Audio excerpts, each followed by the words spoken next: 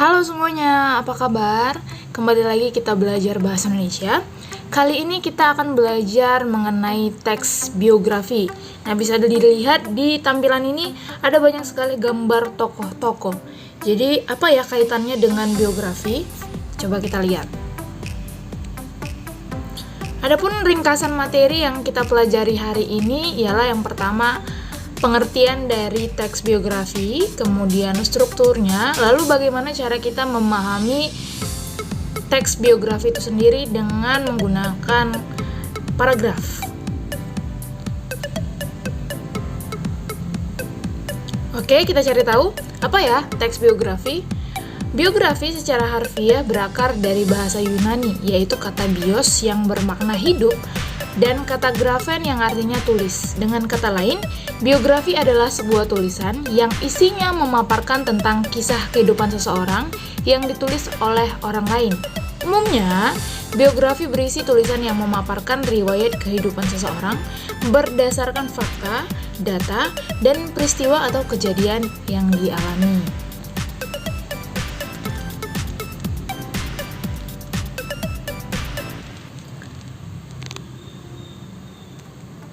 Oke, ini dia ciri-ciri biografi. Semoga kalian bisa memahami isi daripada teks biografi ini. Yang pertama, informasi yang disajikan berdasarkan fakta dari tokoh tersebut. Kemudian memiliki struktur, yaitu orientasi, peristiwa, dan reorientasi. Kemudian yang ketiga, gaya penulisannya dibuat semenarik mungkin, yaitu dalam bentuk narasi. Dan yang keempat, kisah yang ditulis bersifat inspiratif, yaitu untuk memengaruhi pembaca. Terdapat kesan dan pesan dari tokoh atau seseorang yang dituliskan. Nah, ini adalah ciri-ciri dari biografi. Kita lanjut, struktur dari biografi. Bagian penting dari teks biografi yaitu strukturnya. Nah, struktur biografi terdiri atas 3, yaitu orientasi. Orientasi adalah bagian awal atau bagian perkenalan dari sebuah teks. Kemudian diikuti dengan peristiwa penting, yang dimana peristiwa penting berisi kisah-kisah dari tokoh yang ingin ditulis, atau bisa kita sebut saja riwayat hidupnya. Dan kemudian ada reorientasi, yaitu berisi bagian penutup atau biasanya berisi kesimpulan ataupun saran.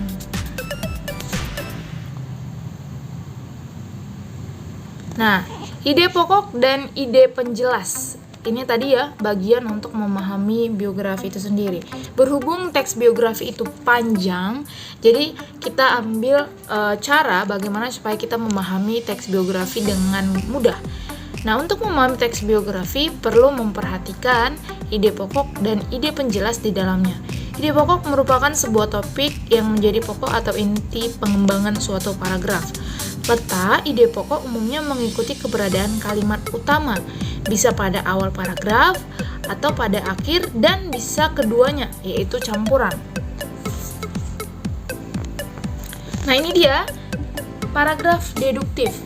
Ialah kalimat utama yang berada di awal paragraf dan diikuti dengan kalimat penjelas. Bisa dilihat di sebelah kiri. Ini merupakan contoh paragraf deduktif. Bisa dibaca. Nah, kemudian kita cari tahu mana kalimat utama, ide pokok, dan ide penjelasnya. Nah, seperti yang kalian ketahui, paragraf deduktif kalimat utamanya berada di awal. Berarti kita baca nih bagian awalnya. Amandatu Manjoindo lebih dikenal sebagai penulis cerita anak-anak. Titik. Nah, itu merupakan kalimat utama. Sedangkan ide pokok merupakan kata yang berada atau kalimat yang berada di dalam kalimat utama. Nah, berarti bisa disingkat, ide pokoknya ialah Amandatu Manjoindo, penulis cerita anak.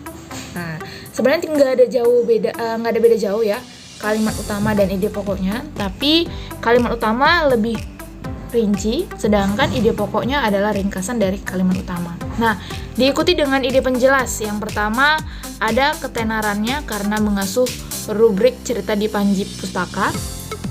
Yang kedua, ia sering mempublikasikan cerita anak. Dan yang ketiga, tidak terhitung jumlah cerita anak yang ditulisnya. Nah, kalian bisa baca, kemudian diamati bagaimana menentukan kalimat utama yang berada di awal ataupun di akhir. Nah, itu untuk paragraf deduktif. Kemudian kita masuk ke paragraf induktif.